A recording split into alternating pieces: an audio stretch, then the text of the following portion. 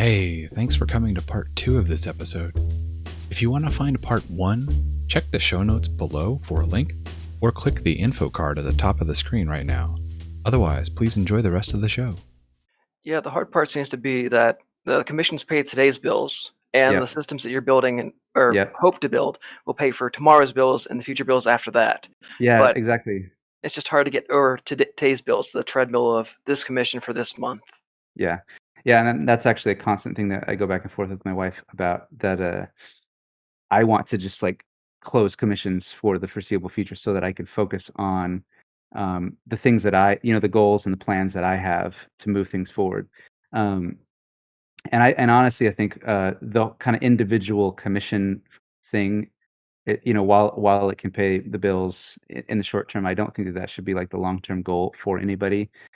Plenty of artists, when they reach a certain point, they don't even take commissions anymore. They only accept like contract work for studios or larger companies. And I think that should just be something you keep in mind, that commissions, for the most part, are kind of, like you said, they pay the bills, they're good, but that's never going to be like a sustainable long-term system to have.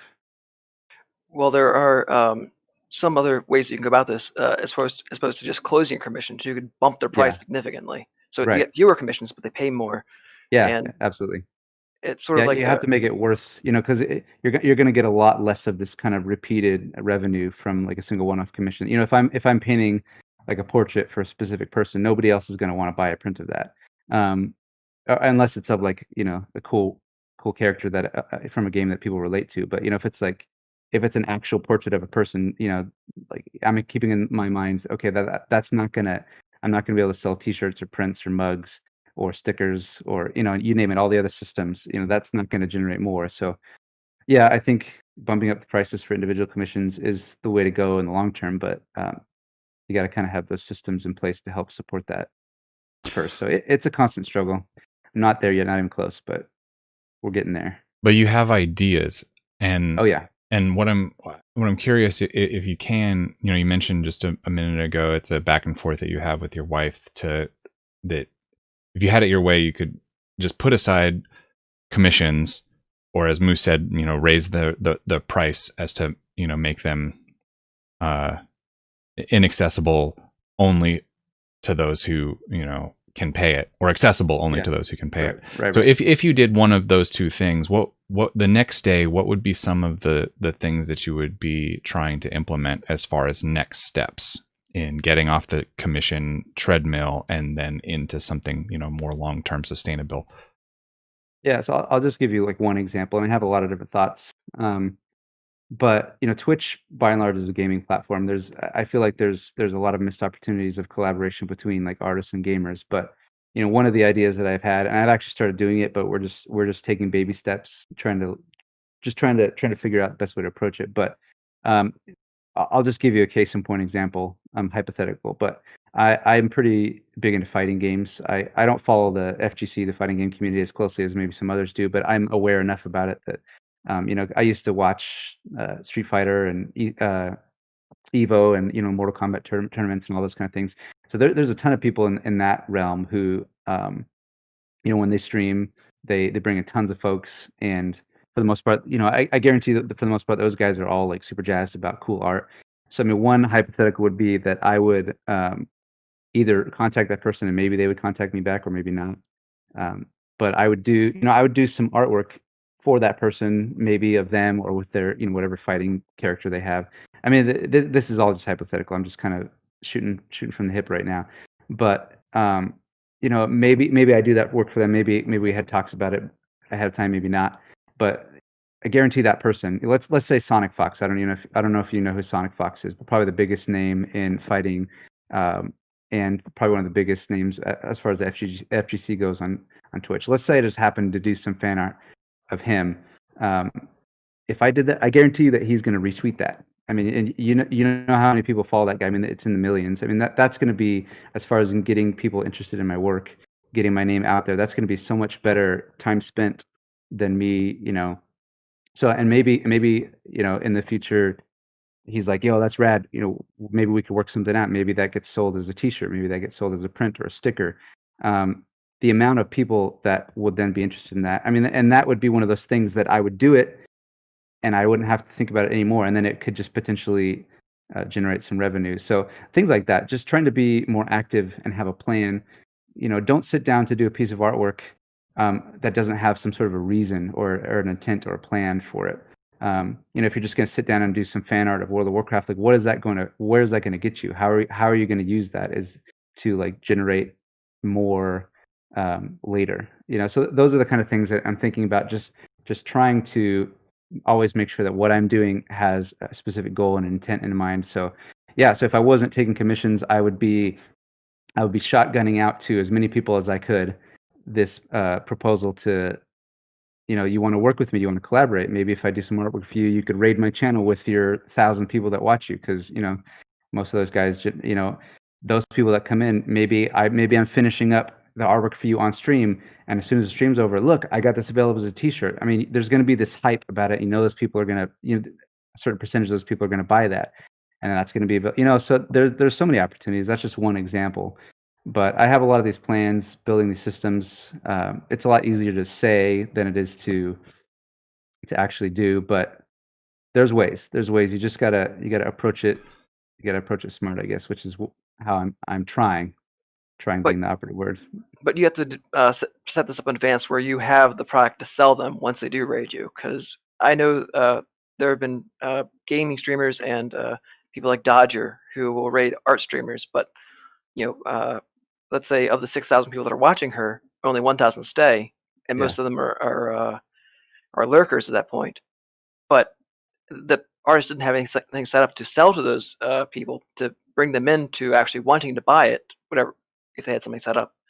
I And mean, or when you get done, the streamer tweets about it, say, oh hey, this is done, this is available in the store, or you offer to go half and half with them. I mean, the logistics of that can look like a number of things, but yeah, definitely having some sort of a clear idea of like how this is going to move forward in place, I think is crucial. Yeah, it's the interesting part of that is how many different ideas could come with it, especially with your Oh, yeah. crossover with Twitch. And it's sort of just occurring to me that artists talk a lot about having a mentor, or artists hear that advice a lot. Have a mentor for the art. A lot of this conversation is kind of think making it very clear that it's important to have mentors for the business side of things Yep. as well. So if nothing else comes out of this, like getting yourself some kind of like business coaching in some way, some kind of educational material there. But to roll right into the idea, or the topic of streaming more, that being such a large part of what it is that you do. It was interesting to me to hear you say before about how you find it to be a little tiring, or it can be a little bit difficult for you, because you fucking rock at it, man. It kind of blows my mind when I see you streaming. It looks very effortless, like doesn't seem like you're having to do much work. But yeah, you're a great multitasker. Is this something that you have you always like sort of like had a mind for juggling your attention back and forth between things, or is this something you feel like you have gotten better at over time? Yeah. So when I first, I mean, long before I ever streamed for the first time, I would spend a lot of time just doing research and watching other art streamers and seeing what they did. And I mean, this is another topic, but I feel strongly about, if you're wanting to be successful as a streamer, networking is huge. But I spent a lot of time like getting to know other streamers, seeing what they did, and I found a lot of people that there is a good chunk of people that, and I fall into the same trap myself, and it's constant anxiety for me. But there's a lot of people that they just sit on their streams and they just draw and they kind of talk to the chat and that's it. And there's some people don't even have mics, some people don't have cameras, and there's plenty of streamers who are crazy talented, way more talented than I am, that they're just like, well, I'm going to be working anyway, might as well throw the stream on, and they almost don't even chat. And I just I've learned just from watching Twitch that it seems like the people that are the most successful aren't necessarily the ones that are the most talented or whatever.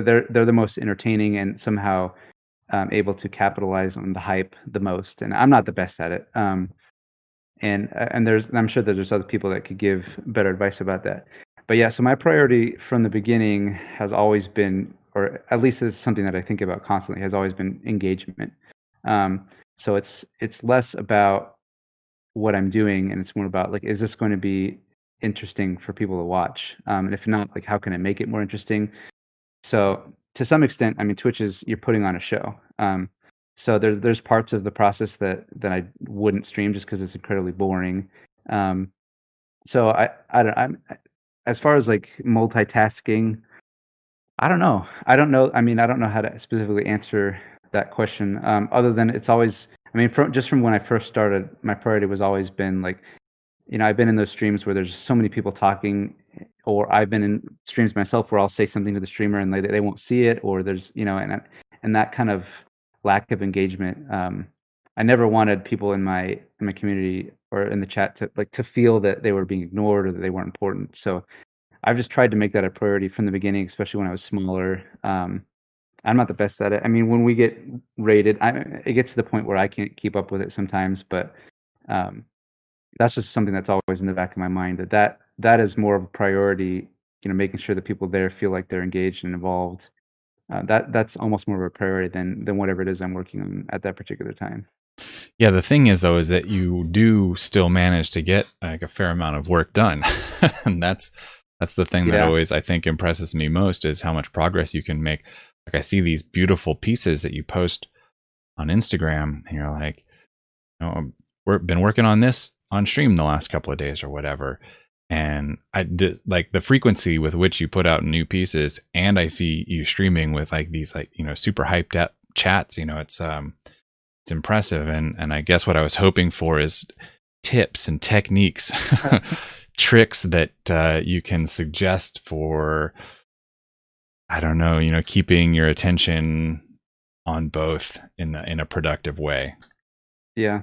I I don't feel like I'm that productive, but I mean, going back to what Moose's question from earlier, I mean, there is always still the chunk of time that you don't, that I'm not on stream when I'm working. Mhm. And for the most part, I'm always finishing something up later in the evening.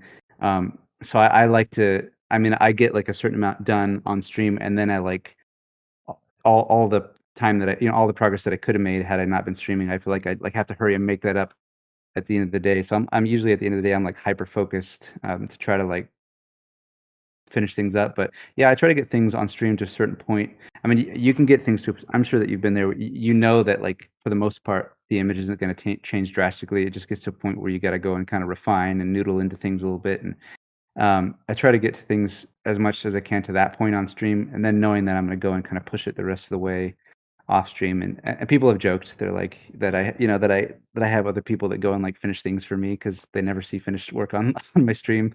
But that's just kind of how it has to be for me, at least right now. And I'm trying to work closer to that. But yeah, as far as tips goes, I don't I don't know. I think making that a priority in your mind, and then it's just practice like anything else. Um, I don't know what else to say. That's okay, man. I'll just remain disappointed. I'm just such crap at multitasking. I find it very hard to switch gears Yeah, from one task to another, and bouncing between things can get real tricky. So I don't know. I always this isn't complaining because yeah, I enjoy streaming as well, and the distraction from chat can definitely be a very entertaining thing. And there's always the choice to not do it if you feel like there's progress that you have yeah, to be made that you're not going to be able to make on stream or whatever. But yeah, just I don't know. It seems like this could just be a function of an outsider's perspective, where it always looks easy from the outside. right, yeah. Meanwhile, the person themselves could be, crawling, trying to crawl out their own eyeballs. But it's, Yeah, I yeah. mean, I've been in other people's streams, not to name any names. If you're listening, you know who you are, but their streams are just super rowdy, and I could be sitting there for like 30 minutes and they don't even pick up the pencil. But I maybe as far as getting things done, that's that leaves something to be desired. But I'm there and I'm feeling like I'm having a great time, and I would much rather be in a stream like that than be in a stream where the artist is making tons of progress, but the chat is just dead. That's just, I mean, I guess it depends on what you're doing when you're watching. If you're just lurking and trying to get stuff done while you're watching another streamer, um, I'm sure that some people prefer a more chill environment. Some people prefer more soft-spoken people. Some people prefer the hype. I mean, there's people in my chat that said they've been in streams that are so hyped that they can only stand like 30 minutes of it. Yeah. But but I think, I mean, this kind of goes to anything you do in life. I think there's definitely more. There are definitely days when I feel like a little bit less there, a little bit less present, a little bit less energy, and a lot of that just boils down to like how I take care of myself. You know, how I eat, how I exercise, if I am going to sleep at a reasonable time. Plenty of nights where I'm like jamming on a piece and it's like 3 o'clock in the morning, and the next day I'm just it's not as present, not don't have as much energy, and I feel like that shows. So I feel like there's something to be said about just general self care when it comes to being on your best game. So, how old are your kids, if you don't mind me asking? My oldest is 7 and my youngest is 4. So that's relatively old as far as like you're not worrying about teething at that point or anymore, or people Mm, or them having a hard time sleeping, right? Well, But did you have that issue? Oh, maybe it's still an issue, but I know for like younger kids from like 0 to 2, it's more substantial of an issue, more common of an issue. Was it that yeah. your Sorry, go ahead. No, I was gonna say, was that like an impact on your energy levels back when they were that age, and how much is it an issue now? Oh yeah, I mean, that was huge, and that those stages of their lives were, I wasn't doing that while I was streaming. They were still plenty old by the time that I first started streaming. But yeah, even back within my other career, there were so many days when I would just be exhausted. Coming, especially in that young age. I mean, anybody with kids, it's pretty consistent that you're not going to get any sleep for like the first 4 months. But you become used to it. But yeah, I mean, that was a factor. But as of right now, that's not too much of a factor. I mean, there's still so many things about working at home with kids that is stressful and frustrating to me. Um, I mean, it's I one of your questions was if I stream in the living room, and the answer is no. I have an office, but it might as well Oh. be the living room because there's no doors. Um, so I mean, they can come in whenever they want, and my wife tells me, "You don't have any idea how many times I tell them to not go in there. Like if they got to come in as much as they wanted, they would just sit in there and watch me all day." So that's another thing that I didn't anticipate being as difficult. But yeah, I mean, most of the sleep deprivation, if I have any, is usually my own fault. If I'm staying up playing a game or staying up working on something. So just trying to be vigilant. I honestly think that makes such a big difference in just your mental health and your energy levels, just having consistent sleep and exercise. And I know that's a struggle for a lot of people, but the times when I feel the best are the times when I'm adhering to that a little bit more strictly. Yeah, for sure. Um, do you have like how often do you stream? Like can you run down your stream Yeah. schedule real quick? As of right now, I stream Monday, Tuesday, break on Wednesday, and then I stream Thursday, Friday, and I do those streams. Those are 5 hours, so Yeah. total of 20 hours a week. I used to stream, and I used to stream on Saturdays, and that's been a bit of a kind of, I haven't quite figured out how to deal with that. But I used to do like community nights on Saturdays. Sometimes we play drawing games. Sometimes we do like Magma Studio. But um, I just, yeah, as we continue to try to push towards partner, um, I felt like this is the best schedule for us to have. But I do miss kind of our late night Saturday night streams. But the last, I don't know, Saturday nights, just the nighttime streams in general. Back when I was working full time and streaming in the evenings, it was always such a hassle and such a stress because I would get the kids in bed, try to like go through a bedtime routine, and always in the back of my mind this like intense anxiety because like I know that I got to stream in like 5 minutes, and I can't tell you how Mhm. many nights that I like run down the stairs and like push go, and like I have zero time to prep. Um, so yeah, the daytimes where I have a little bit of time to like prepare, that's kind of the ideal for me. Uh, I, sorry if you mentioned this. What time do you Yeah, usually start your streams? 1 p.m. Central Okay. time. 1 to 6. And then you said that you will often do work after stream too. So Yeah. if you have a stream that goes about like 5 hours, if you're working on a piece after that or working on art after that, how often or how long will you typically work after the stream? Yeah. Yeah, so, I mean, usually we end about 6 and we'll go eat dinner and spend time with the kids and the whole bedtime routine, so I usually don't sit down like, we usually don't get the kids in bed and, like, get them their last sip of water and their last potty break for, like, the 19th time. That usually doesn't happen until, like, 9 o'clock at night, if that. So, I try to make some time as much as I can to spend with my wife because she's important too, so, Mhm. um her and I will watch some shows or talk or just do whatever, play some games. So I would say on average, most of the time I'm sitting down to work on the days that I do work. Some nights I don't. Probably like 10 or 11, and then yeah, and then I'll either work for like 2 or 3 hours or I'll stay up later and I'll regret it the next day. But it just Oh, depends. I mean, not every day is the same, but I do also get a lot done like in the mornings before stream. So I do have a few hours then as well. okay. All right. Yeah. So I'm just trying to kind of build a picture of what your time Yeah, management looks like. You know, for like sure. how you construct everything so that you're getting it all done. Because yeah, having a family that's a huge uh, time obligation in itself, and it's something as a family haver myself. It's incredibly rewarding, but I can relate to how much work it can be, and working from home, as you do, is the great payoff. That it's so easily accessible. Having that time with family, and it's so immediate. It can be a little bit frustrating sometimes. So I've been watching your stream sometimes, and the kids come running in, and then you're like, okay, go play, and then and it's like trying Yeah, to like get Velcro, or those little sticky burrs off of you. Like they just keep, okay, go yeah, play. Okay, go play. yeah. Um, but that it's like it's such a valuable thing to even just like have that.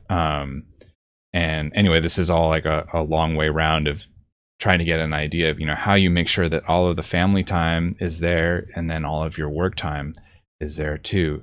So Yeah. do you have like a working schedule that you stick to, like a pretty regimented detail of like this is the time that I'm going to be doing this in X, Y, and Z, or do you sort of just like wing it from day to day? I think that if I had to fall on the spectrum, I'd probably fall more on the side of winging it. I personally would I think that I would like to have more of a schedule, but, um and I think everybody's different. But I've had some talks with my wife and, I kind of have wanted to have like, okay, what I want this to be like my time and with but she offers a counterpoint and, and I appreciate her so much for keeping me grounded in this regard because it would be way too easy for me to just be like, I only have 5 minutes for you. Okay, your time's up. And I don't think that that's necessarily the best way to go about raising Sure, sure. kids. Yeah. But at least for us, every family's different. But um, yeah, the fact that I work at home, the fact that I don't have doors, the fact that I'm there, the kids are not going to understand the concept of dad needs to work. I mean, they will get it because mom tells them that over and over again, but they don't understand the why. Um, Yeah, so as far as the schedule goes, I mean, I try to I have a pretty I think that I mean, my days are pretty regimented. I get up at 7:30 to try to go to the gym, on days when I can or am up for it if I haven't stayed up too late the night before. Uh-huh. Come back home, you know, spend a little bit of time with, kids, if they're at home. My oldest is at school now, but, eat breakfast, get showered, get ready for the day, sit down, and, I have a few hours before stream. And so for the most part, our days pretty much, I mean, there's not too much variance in what happens because of, streaming and school and the nighttime routine. Like the days kind of blend together. And it seems like for the most part, even if I don't have a set schedule, the days kind of go more or less the same. But as far as like priorities go, not to wax too philosophical, but um, I often have to remind myself, what is the end goal here? what am I trying to accomplish? I could dig in and put my 100% into building the community, building Twitch, and building professional side of things at the expense of my family. But what would that gain me in the end? And that's something that I have to constantly remind myself. Maybe in the end I'm going to be a little bit less successful than some other big name streamer or other big artist out there. But I at the end of the day, I have an awesome family who love me and support me, and to me that's more important. As long as so I don't aspire to be hugely famous, or I'm not the type of person that needs a mansion or needs 12 cars. I just want to have some fun, be creative, be able to be a good father, and I mean that's as far as I get down that rabbit hole. But those are the kind of things that go around in my head as I'm trying to figure out how to prioritize my time. Yeah. Well, let's talk a little bit about the work that you do actually do. Okay. Now that we've like tried to milk you for all that you're worth in business advice and streaming advice, what do you what's your subject matter that you really enjoy? Like, what are the things when you were leaving the studio work, and really getting excited for what you were going to be able to do on your own? What is that? What are the things that really get you going? That's a good question, and one that's difficult for me to answer. There was a, I mean, there was a, I had been kind of talking or thinking about, having a change of scenery for a while, long before I ever started streaming or before any of this ever became something I thought about. And I would have talks with my wife. Well, what would you do instead? I mean, what is your dream job? What do you want to do? And even now, even today, I don't have a definitive answer for that. I mean, it used to be, I think it'd be awesome to work at a game studio, but now I've had studio experience and I know a lot about the culture of, crunch and this kind of thing at game studios. I don't know that I would want to work at a game studio anymore. I mean, if I got offered the opportunity, I wouldn't immediately turn it down. It would be one of those things that I have to just kind of play by ear. But what I'm looking for has changed. But yeah, as far as like the subject matter of things that I enjoy, I don't know. It's tough. I mean, I do the things that I'm doing primarily because like that's what people have been asking for, and it's I guess if I had to boil it down to, I really enjoy like fantasy as a subject matter. I'm always a little bit less drawn to like hard surface design. Um, I would be a lot less excited to paint like a tank or paint like a giant mech than I would about like some giant monster with you know rocks and muscles, and you know what I mean. So I don't know how to specifically answer your question, but I think I'm definitely more character driven. My Mhm. environments definitely take a back seat to some of the stuff, and I mean that's one of my if I had to give you a list of things that I want to work at or that I feel like I could be better at, environments are on that list. I My environments tend to always be they're just kind of there to supplement the character, give them a place to live. But I mean, I wouldn't get as excited about a full environment scene that just doesn't do it for me. So I guess I'm primarily character driven. I guess I don't know. I just enjoy breathing life. I really my comfort zone and my area of expertise, I guess, is kind of in the rendering of things. I'm a little bit less confident on like the drawing and the action and the movement. So when I can get a nice sketch and just go to town painting on it, like that's where I jam. Um, so I mean, this is not your question, but I would love more opportunities to collaborate with other people where some people are sketching and I'm painting it. But that kind of harkens back to my professional experience. I didn't have to draw any of the stuff that I painted. I got handed a sketch and just said go. So that's kind of where where I sit comfortable. But yeah, as far as what I really enjoy doing, I'm still figuring it out, surprisingly. And I'm okay with that. Just kind of taking it one day at a time. I'm a little surprised to hear you say you were interested in a collaboration where somebody else does the stuff before you finish it, which was Yeah. your job that you didn't enjoy. Well, yeah, that's true. That's true. Um, that's a good point. I think, yeah, I don't know. I don't know how to. You caught me. I don't know how to. You don't have to reconcile it. It's just an interesting Yeah. point. Maybe you would have some more input on the initial design with that person. Have that could be a collaboration even at the start, rather than you just being handed something that had the design that you didn't agree with from the start? Yeah, I think so. Yeah, the hypothetical that we're talking about, where I just get handed a sketch and have like complete creative freedom to do whatever I want with, like that never happened in my professional career. There was always, there was always 19 different people that had to opinionate on the thing. So I would do what I thought best, and then it'd have to go up the chain. And at some point, it just became completely like I was just basically like an order taker, if I were exaggerating, a little bit. I mean, and it's that constant battle of even if you feel like a certain way, you still have to put forth your best effort and work hard, even despite some of those obstacles. But yeah, so I mean, collaborating with another person, I feel like, I mean, when I collaborated with Meg Animation, who I think you had as a guest on the show, Mhm. she gave me a sketch, and she was trusting enough in me, and okay enough with me to just let me do whatever I wanted with it, which was incredibly liberating. So I mean, her ability to sketch and breathe life into her characters is just so amazing. So it was such a delight for me to be able to work with her. So I mean, that's the kind of situation that I would look forward to, where I can basically, somebody else hands me the baton, and I can keep going with it and do whatever I think is.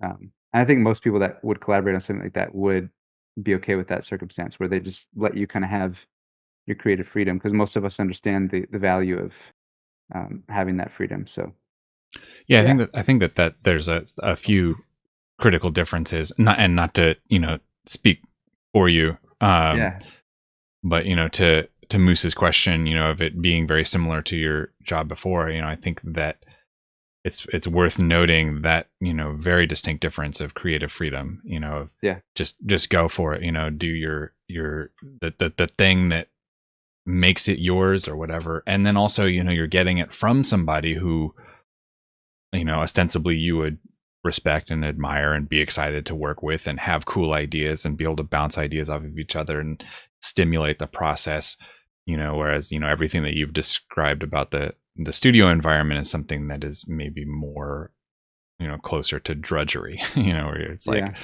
yeah, you might as well be doing color by numbers, right. than Yeah, anything you that's joke, yeah. you joke, but it does feel like that sometimes. But yeah, something else came to mind that I just kind of like. One of the questions you asked is, what's in the future, potential milestone goals that I'm aiming for. But one of the things that we haven't really talked about that I do feel passionate about is the concept of like giving back to the art community. So Mm-hmm. at one point, a couple years back, I was looking at other options, and brother-in-law, my wife's sister's brother in Utah, works for the school system there. And long story short, I got offered a job to teach art at a school there, Mm. and just the prospect of doing something new was very exciting to me. And yeah, so I mean, as far as what I'd like to do, I've always liked the idea of teaching, or just trying to give back. Maybe just giving, having all of my skills or something have some sort of purpose in bettering other people, I guess, Hmm. has always been appealing to me. And I've had people tell me that on occasion, that they think that I'd make a good teacher, but I don't know. I haven't looked into that like officially, and I have friends that teach like university level, and they've shared a lot of the pros and cons of that. But there is a part of me that just really enjoys the idea of trying to help other people. Like whether that's through tutorials or feedback. I actually really enjoy that kind of stuff. So that's something that I'm trying to figure out in the future, of like how that might play out in what I do. Yeah, part of me thinks that would be pretty fun, just to spend some time trying to help other people out. But I've always felt like, there's too many people that I think go straight from school to teaching without having any professional experience. So I feel like I just now barely kind of passed the bar that you should have to pass of like professional experience before you can be qualified to teach anybody else. Just barely, but yeah, that's Yeah. just an But if extra little insight there. if teaching is something that you're actually excited about and enjoy doing, then that seems like a straightforward path to something that you could actually monetize. Because there Yeah, are people who make yeah. $2,000 to $5,000 a month just from the courses that they sell. Yeah, absolutely. So I mean, as far as like potential milestones, ways down the road, I'm definitely looking at YouTube content, maybe tutorials and type stuff on YouTube, and then more in depth stuff on Gumroad. I mean, I Hmm. have stuff in my Patreon right now that it's aimed to try to be somewhat educational and but we're still getting started, so there haven't been enough opportunities there just yet. But yeah, I definitely there's definitely something on my radar of trying to figure out a way that I can give back to people, but also maybe make a little money of doing that. And I think one of the things that my business friend said was you kind of have to establish the value of what you're teaching beforehand. So I've been trying as much as I can to just try to establish that that I have things that I can say that are helpful and educational. And it's been, I mean, I've tried some things have worked, some other things haven't, but yeah. So I think somewhere down the road, I think Gun Road or whatever that might look like will be in the future for me. We're gonna have Justin Donaldson on in a couple weeks, and Okay, he's I an don't know artist. him. He's an artist who does mostly landscapes, but he has made as far as I know, a significant amount of his income from tutorials and courses. So might be something interesting that we can get into with him. Yeah, for sure. I mean, there's so many ways um, to make money as an artist on the internet. I mean, a lot of that is figuring out what it is that you want, which is the hardest question for me to answer, because you asked me what it is that I like doing or what is it that I want to do, and I couldn't honestly tell you what my dream job looks like because I don't know what that is for me. But I think that's a big thing, figuring out what it is that you like, something that you'd be willing to just really dive into. And I mean, I think that's probably the hardest part. The rest of that is just being savvy about ways that you can monetize that. Yeah, it's gonna be a lot of trial and error, as far as I Yep, can tell. for sure. People don't know they don't like something, or they don't know they do like something until they try it. Yeah. Some of my friends I suggested making tutorials to, and they tried it, and it was absolute drudgery to them. Like it was like your prior employment. So it's not for them, but that means Yeah. there's tons of opportunities for those who actually enjoy making the content. Yeah. I think that's the biggest thing is just figuring out what it is that you like. And again, for some people, that's probably the hardest thing. It is. I mean, it's sort of the one of the greatest laments of the artist is, they call it finding my voice. What is my Yep. voice as an artist? What is the kind of thing that I want to make that's like really, from me, that has my identity wrapped up in it. Um, but I think it's also cool to just enjoy drawing orcs and shit, like Yeah. I feel like Well, yeah. I'd like to think that that can be an answer in itself, or it's just like, Right. this is my passion. This is the thing. Yeah, I mean, I see a lot of the artists that I follow on social media and the ones that are successful. You look at their a lot of the artwork that they do, and by and large, you could lump it into like one specific. And it seems like a lot of those people are very content on doing like one specific thing. A lot of it is. I'm not to generalize, but you see a lot of artists that'll do portraits of pretty girls at like a kind of a low three-quarter angle, and with interesting lighting and very colorful, and that's like 90% of what they do. And I think that's great. I think finding the thing that you really enjoy doing and just like leaning into that hard, I think is important. I also think it's important to be diverse and versatile. But yeah, I haven't yet found the one thing that I would like to do just forever. So in every piece that I do and every time that I approach a new, I'm constantly trying to like ask myself, how can I make this a little bit different or a little bit interesting? And I mean, you may not necessarily see that in like the body of my work, but I'm always trying to look at new perspectives or new angles or new lighting. I feel a general discontent of just I want to keep pushing and growing and yeah, finding whatever is my voice is. No, I relate to that. It's a sticking point for me where I always want to be doing something different. It's like Yeah, how do you find your voice when you feel like it changes every 5 minutes, yeah, or the thing like I'm glancing at chat, and Donley is saying, you follow your passion. But it's like, well, what do I do when my passion is splitting in 7 different directions at any given yeah, time? yeah. Do you have any like ideas for like personal projects, like just kind of rolling around on the back burner? Is this like ideas that you've had for things that may come to fruition or that you might be Yeah. working on now? Not necessarily that I'm working on now, but I mean, one of my senior projects, my final project back in school was kind of like an art of book, and I was always, I mean, I like to collect art of books, My wife jokes that I like to buy them, but I only like look through them once and then they sit on the shelf. But um, I really like the idea of just like all the work that goes into building world building. I think that that's really fun. So I would like to spend more time, maybe not necessarily the world that I started, but just in world building. I just the ideation of coming up with concepts and characters and that kind of stuff seems appealing to me. Uh, but beyond that, I don't really have any like big projects in mind that I'm just waiting for the opportunity to jump on. I've been up until this point, I've been just kind of like winging it as I go. I mean, I on the channel we every month we'll run raffles, right, for custom images. So we'd started the system on the Discord where in order to earn these raffle tickets, you have to participate in challenges, and the intent of the challenges was just to try to incentivize people to just draw every day. For example, do a sketch daily, and if you post a sketch daily, you get a raffle ticket. And yeah, so at one point, a member of the community, Rio, I don't know if you know Rio, super talented artist, but she won and asked me to draw one of her World of Warcraft characters, and I'd never done. I at that time hadn't played World of Warcraft. Uh, I mean, obviously I knew it existed, but never wanted to draw a World of Warcraft character enough that I'd actually done it. Um, so yeah, she wanted to do a portrait of her troll, and I did it, and that turned into commissions, which turned into commissions, and now I'm like 90% a World of Warcraft artist, and so I just I would be lying if I told you that I'm not just figuring it out as I go. And so far, I'm having a blast doing it. I haven't really had any projects that are like super bummers for me to work on. And I mean, as of right now, if I just kept getting World of Warcraft artwork to work on, I mean, I think I'd be content to do that for a while. So who knows? Amen. Well, we're also going to have on Jay Axer in the more distant future, and he's a Hearthstone artist, which is basically Warcraft Oh, stuff. awesome. So Yeah. he might be able to.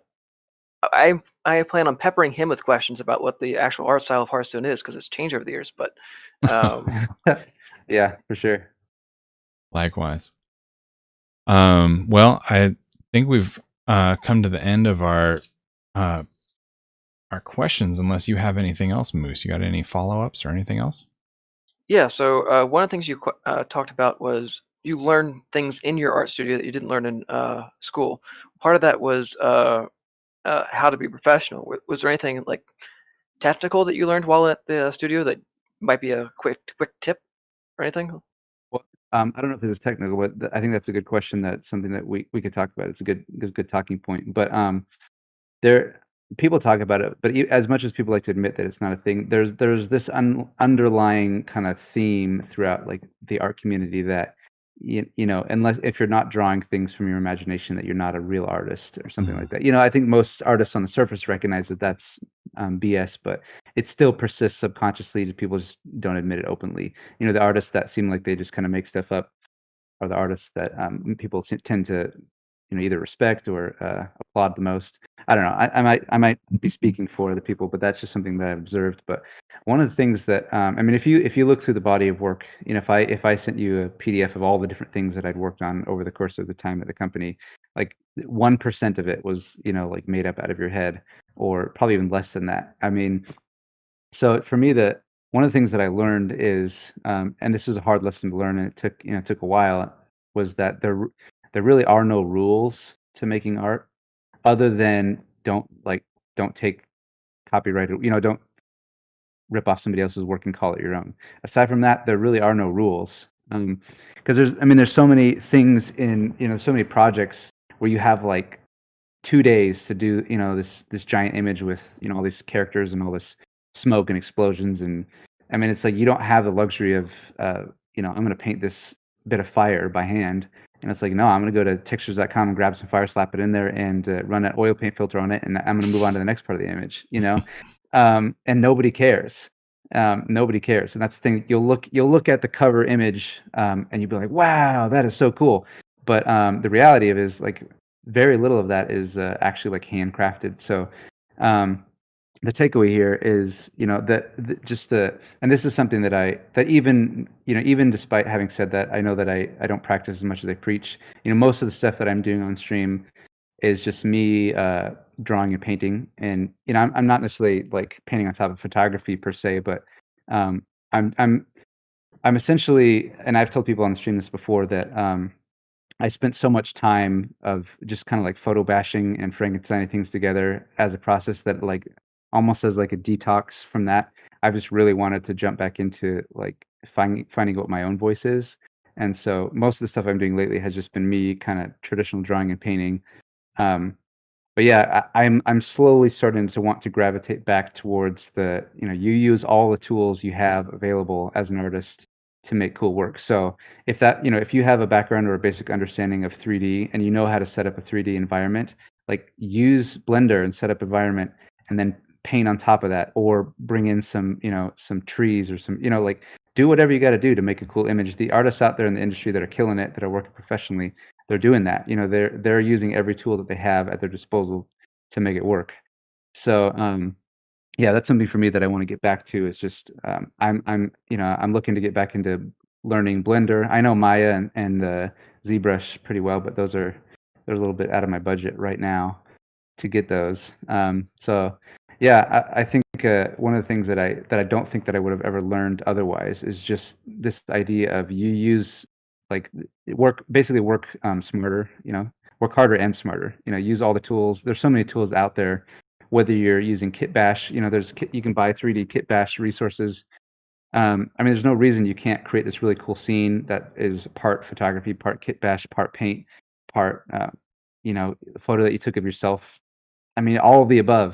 You use whatever you got to make the coolest image you can. And again, it comes back to your personal voice. Some people maybe don't like to work that way. People sometimes maybe like things to be a little bit more whimsical or cartoony. But for me personally, that's just been my experiences. Use everything that you got. There are no rules. There are actually a lot of artists making that jump to 3D now. I know Yeah. Joby recently learned Blender so that he could put this giant 14 character D&D commission. Yep. And Pretty much learned Blender specifically for the purpose of being I able to do that mean, and not go how crazy. difficult that piece would have been without it. It's just like it's not worth it. Mm-hmm. I mean, yeah, I mean, so, if it was like old school, I would be plotting out all of the perspective and doing all of this. Well, okay, no, the real answer to that is the composition would have been completely different. So, Yeah. Anyway. Yeah. But I I'd think like that to. Go ahead. I was just going to say, I think that you open yourself up to make so much like more interesting, dynamic, Yeah. broad, like interesting pieces when you're using all the tools you have. If you're not going to use all those tools, the idea of painting like a giant scene like that by hand is just like nobody's going to ever pay you enough to make it worth that. No, right, For exactly. the most part. But Yeah. I mean, there's obviously exceptions, but anyway. I'd Go like to ahead. see a Discord server go up that's just dedicated to helping 2D artists learn Discord, learn DAZ 3D, learn how to Yeah. make illustration stuff from 3D stuff.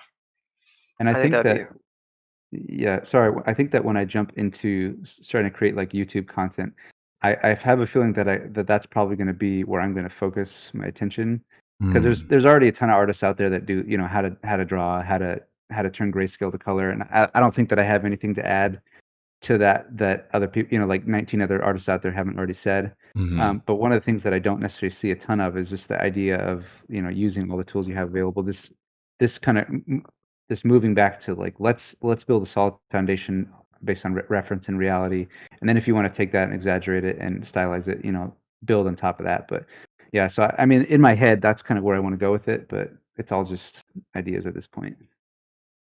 It sounds like good ideas. I just have a couple more things to cover with you. The first one is something that I like to ask everybody. Aside from anything to do with what you're working on personally, what's something that's happening in the world right now that you're excited about? In the world right now, Don't say, you can't say Cyberpunk 2077 though. I mean that's exactly what I was going to say. No, I'm just kidding. Something in the world that I'm excited about. I don't know. I mean, I'm excited about a lot of things going on in my world, but that's just because of recent changes that I made. So the idea that I can now live anywhere that I want is really exciting for our family. Because prior to that, I mean, my wife's always been very close to her family. And so we got married before she finished school. And so when she graduated, um, we moved down here.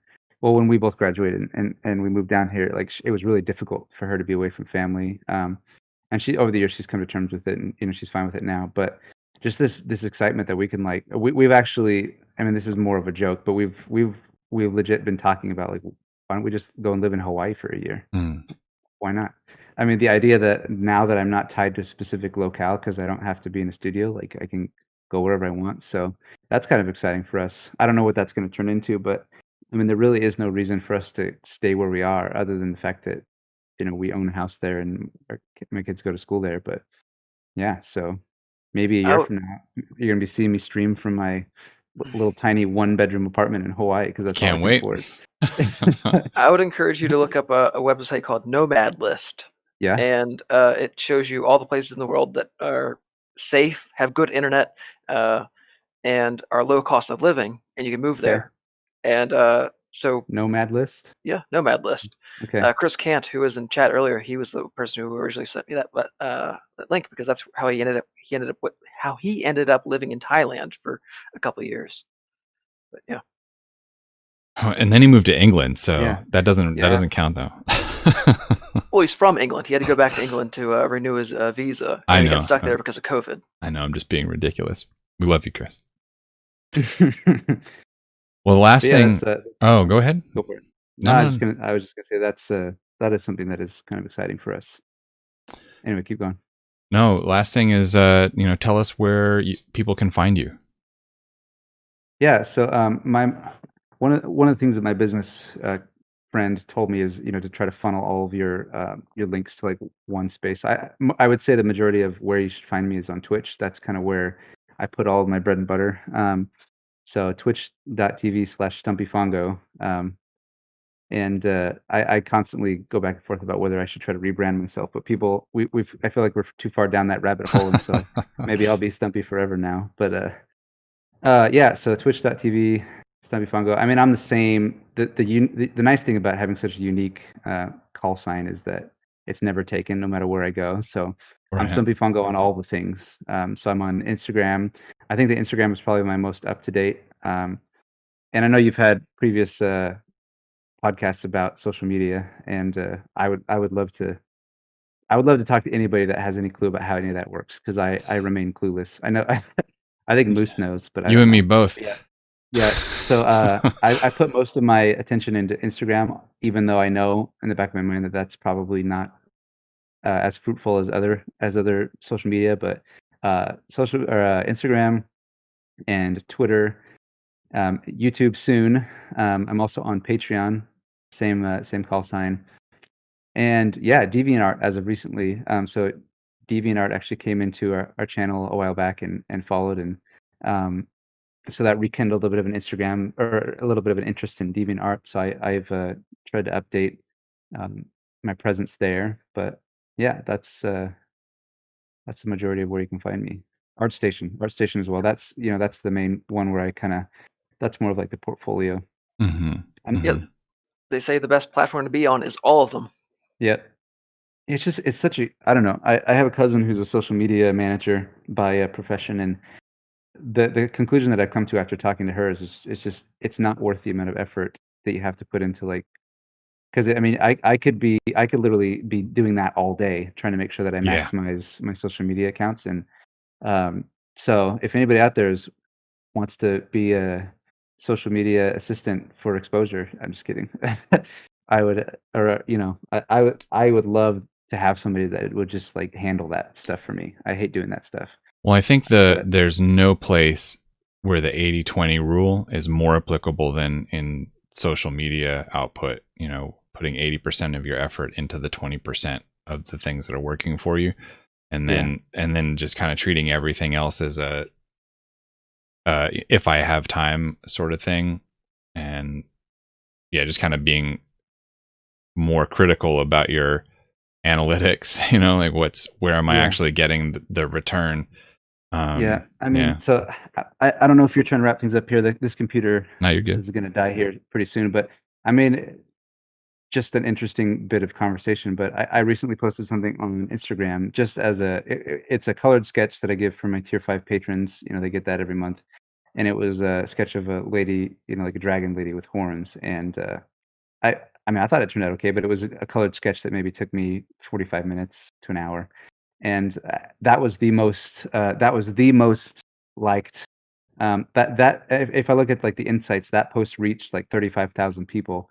And like I literally do not understand how social media works, and it's incredibly frustrating to me Certainly because not Instagram. yeah. So I Instagram's mean, probably yeah, the most weird. yeah.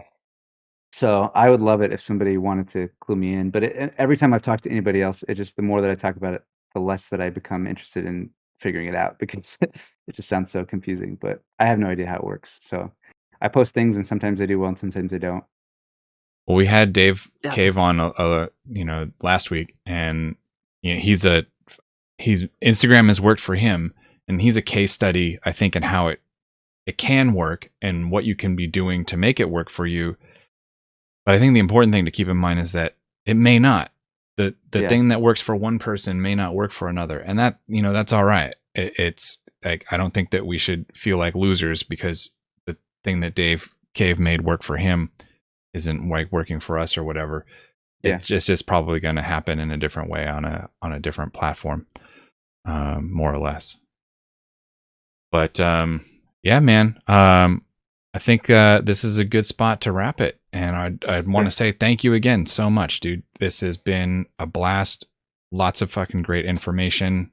Yeah, man, you checked all the boxes, dude. Thank you for your time.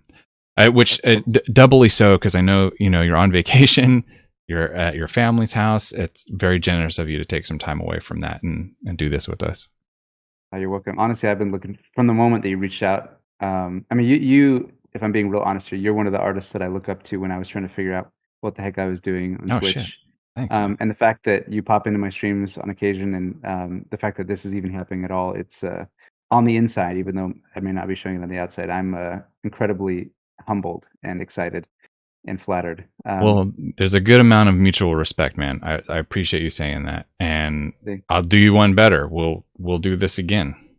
Okay, Cool, man. All right. I would love to come back. I thank you so much for the opportunity, and I hope that we can make this work again in the future for sure. Definitely. I'm gonna hit